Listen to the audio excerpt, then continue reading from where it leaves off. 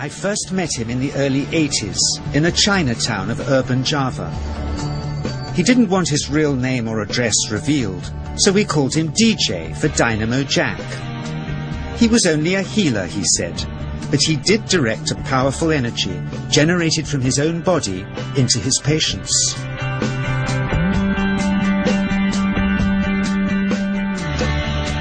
For years we followed him around Java on his healing rounds, pleading to be allowed to film him, but he always refused, saying his powers resulted from a type of meditation with an ancient tradition of secrecy.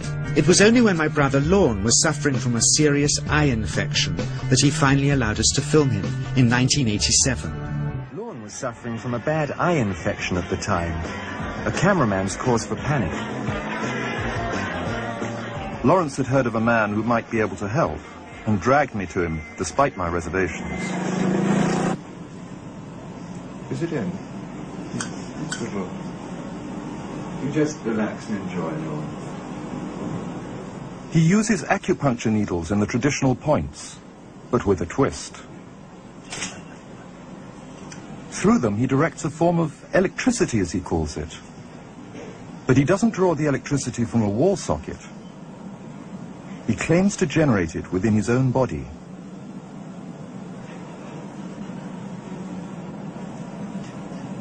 It was nothing like any acupuncture I'd ever had. I was getting really powerful electric shocks and couldn't control my movements at all.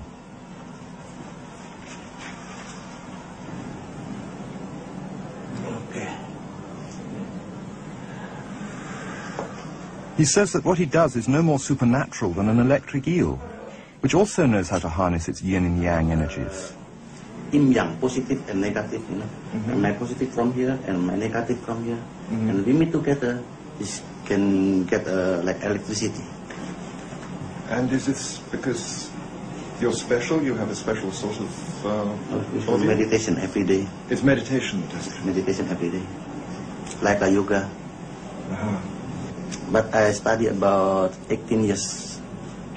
18 years? 18 years. From my child before. Can you project this energy through your hands only, or through other things as well? Only my hand. Only your hands. Like you can touch me, like this. It's nothing, okay? It's my burn. Just like this. Our sound recordist, Simi, was skeptical at first.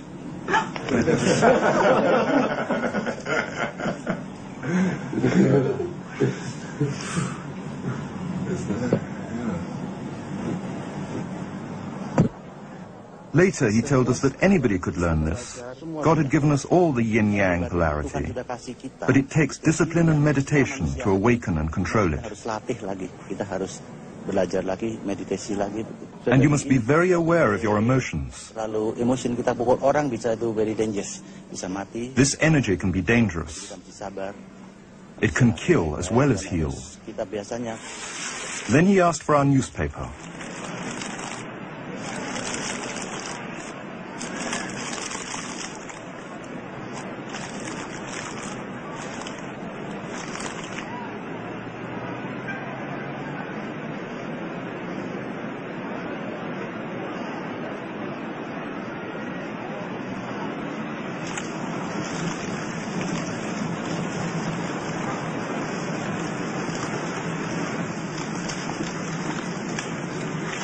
Whatever he had done to our newspaper, it's how he had healed my eyes that made me wonder.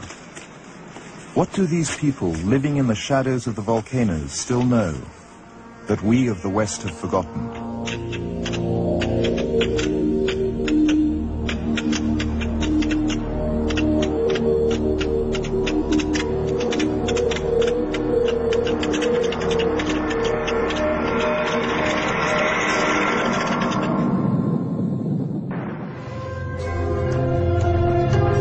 When he heard we'd shown this footage in public, he was very upset and refused all our future efforts to contact him again.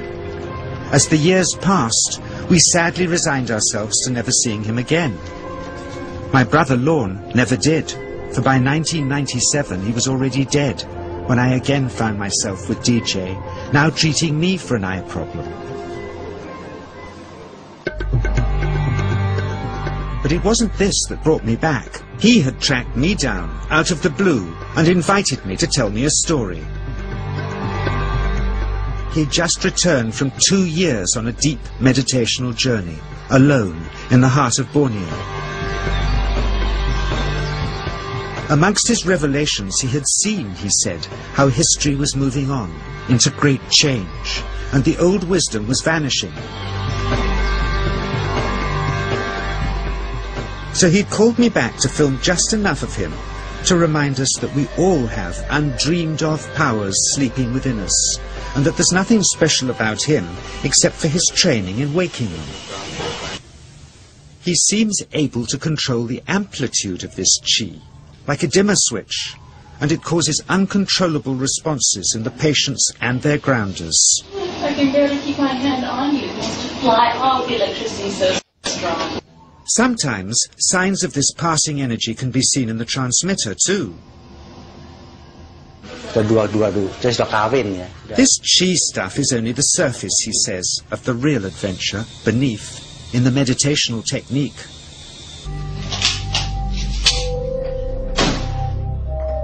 Projecting chi from the palm of the hand can also be used to resist rifle pellets, he says.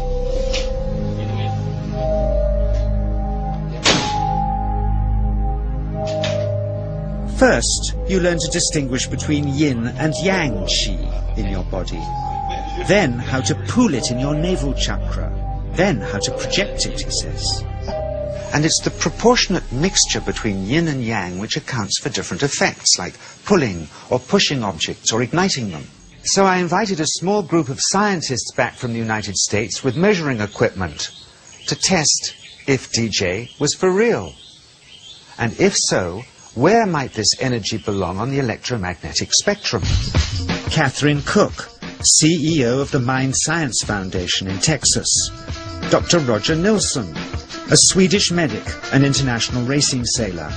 Dr. Greg Simpson, a physicist from New York's Albert Einstein University.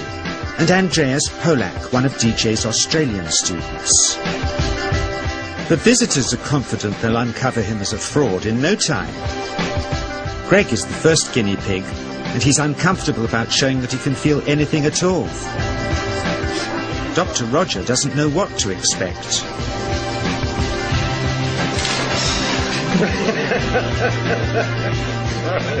Out comes the metal detector, like the things they use in airports, to see if he has any concealed metal in his body. Then the voltmeter, to try and measure the chi. But how to get it to work? Where's the ground?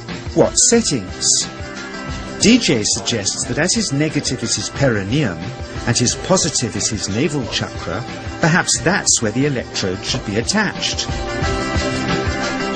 He doesn't stand on his dignity. He's eager to help, but still no readings.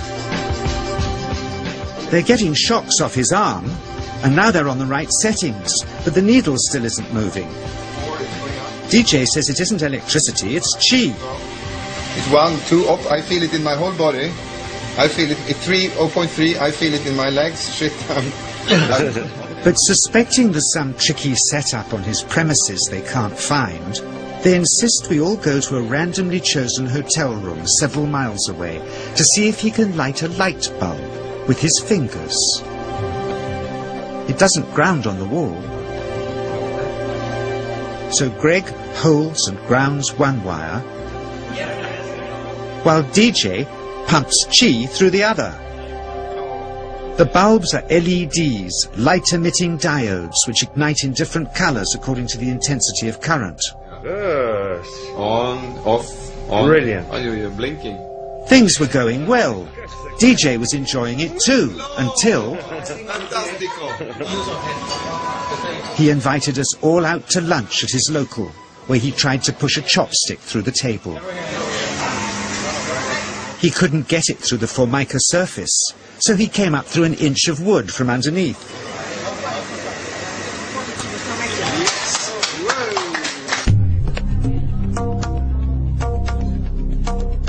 Not only did he draw his own blood, but a chopstick splinter had caught Alison here between the eyes, drawing more.